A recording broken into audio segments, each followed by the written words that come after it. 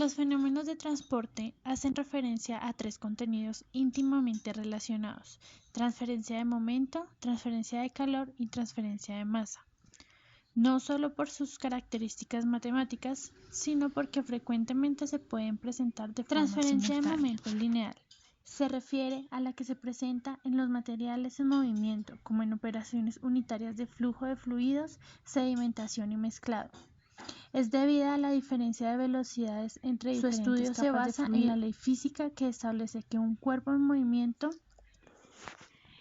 en ausencia de fuerzas externas, conserva su cantidad de movimiento, y en presencia de influencias externas se cumple niveles de alcance de los fenómenos de transporte. En general, se pueden considerar los fenómenos de transporte en tres niveles de detalle, aun cuando cada uno de estos niveles brinda información importante para el entendimiento del proceso. En la medida que se profundiza en el detalle, los modelos son más aproximados a la realidad. Sin embargo, el manejo matemático requerido también es mayor. Por lo tanto, el nivel al cual se determina realizar los modelos debe ser consistente con el detalle requerido, producto del balance entre la complejidad y la información requerida por el diseñador. Nivel macroscópico. Los balances describen cómo la masa, la energía, el momentum y el momento angular cambian en un sistema debido al aporte o retiro de una de estas cantidades a través de una corriente que entra o sale de un volumen de control.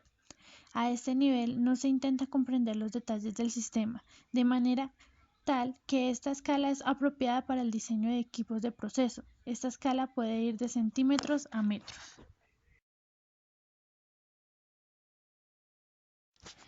Nivel microscópico.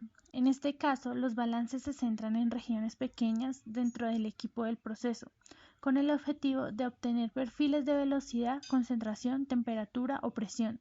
Esta es una información más detallada que permite una mejor comprensión de los mecanismos de transferencia molecular.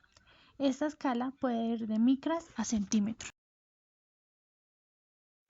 Nivel molecular. Los balances se dirigen a la comprensión de la transferencia de las cantidades fundamentales en términos de estructura molecular. Esta es una escala en la que rara vez los ingenieros actúan, siendo un campo más tradicional para químicos y físicos, pues su escala se encuentra entre 1 y 1000 nanómetros. Ecuación general de los fenómenos de transporte.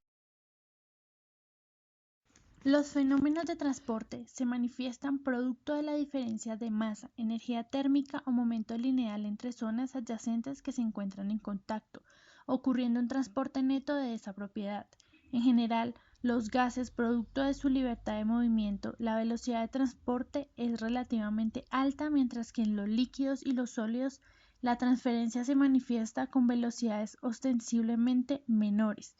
Los fenómenos de transporte tienen como característica que la velocidad de transporte es inversamente proporcional a la resistencia y directamente proporcional a la fuerza impulsadora, similar a lo que establece la ley de Ohm. Esta matemáticamente se puede expresar de la siguiente manera. El estudio de la transferencia de momento lineal o mecánica de fluidos, como también se le llama, puede dividirse en dos ramas. La primera, estática de fluidos, y la segunda, dinámica de fluidos. Estática de fluidos. En un fluido estático, una de las propiedades importantes es la presión del fluido. La presión es la fuerza superficial ejercida por un fluido sobre las paredes del recipiente que lo contiene. La ecuación para el cálculo de la fuerza ejercida por una masa sujeta a la influencia de la gravedad es fuerza igual a masa por gravedad, en donde en unidades SI fuerza es F y es ejercida en newtons. M es la masa en kilogramos y G es la aceleración normal de la gravedad. Puesto que la ecuación anterior expresa la fuerza ejercida por una masa sometida a la acción de la gravedad, la fuerza desarrollada por una masa de fluido sobre su área de apoyo o fuerza sobre unidad de área también se obtiene con esta ecuación. Se puede demostrar que en cualquier punto de un fluido inmóvil o estático, las fuerzas son iguales en todas las direcciones. Además, para un fluido en reposo, la fuerza sobre unidad de área o presión es igual en todos los puntos a una misma altura. Por ejemplo, a una distancia h1 del nivel superior, la presión es igual en todos los puntos del área de corte transversal. En la siguiente figura vemos cómo la presión actúa en un fluido estático. Las presiones se expresan en diversas unidades. Sin embargo, también es común expresar presiones en términos de carga en metros o pies de un cierto fluido. Esta carga o altura en metros o pies de un fluido es aquella que ejerce la misma presión que las presiones que representa. Usando la ecuación que relaciona la presión y la altura de un fluido, al despejar h, que es la carga en metros, se obtiene la siguiente ecuación. La dinámica de fluidos. La dinámica de fluidos estudia los fluidos en movimiento y es una de las ramas más complejas de la mecánica. Se llama flujo laminar al tipo de movimiento de un fluido cuando esté perfectamente ordenado, estratificado, suave, de manera que el fluido se mueve en láminas paralelas sin entremarcarse. Se llama flujo turbulento cuando se hace más irregular, caótico e impredecible. Las partículas se mueven desordenadamente y las trayectorias de las partículas se encuentran formando pequeños remolinos aperiódicos.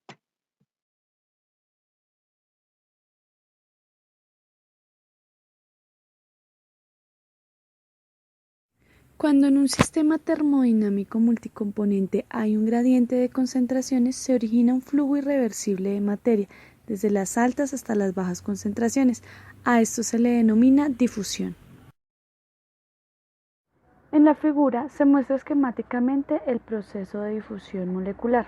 Se ilustra la trayectoria desordenada que la molécula A puede seguir al difundirse del punto 1 al punto 2 a través de las moléculas de B.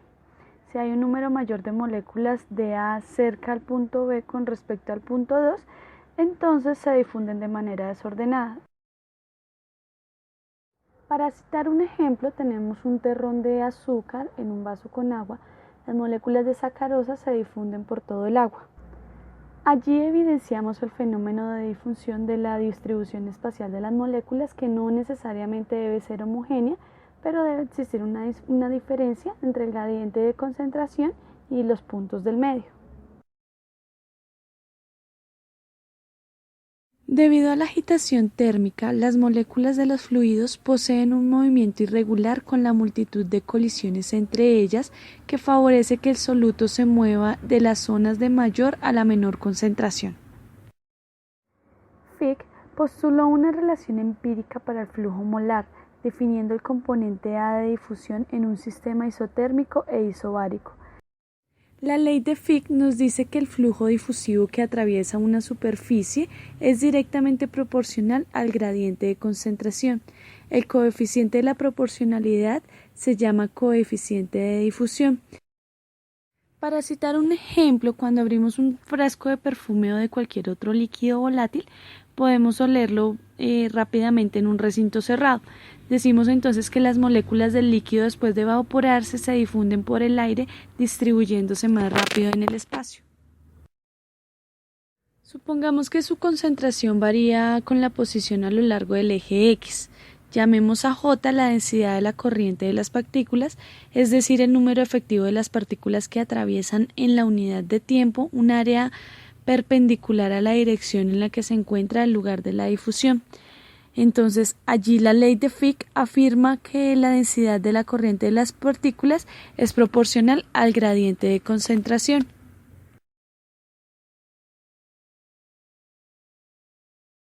Si una sustancia está en equilibrio, el movimiento de zigzag de cada una de las partículas se realiza con la misma probabilidad en todas las direcciones.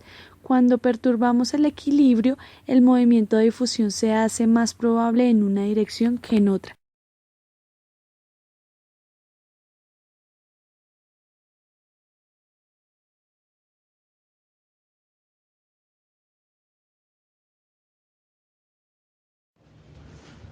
Para cualquier forma particular del objeto y de cualquier orientación del objeto con respecto a la dirección del flujo, existe una relación diferente en la función del número de Reynolds, las correlaciones del coeficiente de arrastre en función del número. El número de Reynolds es el número adimensional utilizado en la mecánica de fluidos, diseño de reactores y fenómenos de transporte para caracterizar los movimientos del fluido, como lo pueden evidenciar en la imagen, donde parte la fórmula del número de Reynolds. La variación con respecto al número de Reynolds es bastante complicada debido a la interrelación de factores que controlan el arrastre superficial del arrastre de la forma. Para una esfera, conforme el número de Reynolds aumenta más allá del intervalo de la ley de Stokes. El fluido en su entorno a los cuerpos se presenta en muchas aplicaciones de ingeniería química, procesamientos y aplicaciones. Ejemplo, fluidos en tubos, intercambios de calor, etc. En muchos casos debemos tener en cuenta, el cuerpo es un sólido de cualquier forma irregular, con variaciones en sus ángulos, asimismo las variaciones del fluido, lo cual genera diferentes trayectorias del mismo fluido. El fluido a través de los objetos. Teniendo en cuenta las formas particulares del objeto con respecto a la dirección del flujo, de cualquier orientación del objeto, las correlaciones del coeficiente de arrastre en función del número de Reynolds se muestran así para objetos esféricos. Podemos ver en la gráfica para esferas, discos y cilindros.